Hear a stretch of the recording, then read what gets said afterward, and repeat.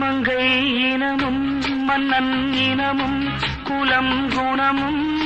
என்ன தேகம் துடித்தால் கண்ணீரு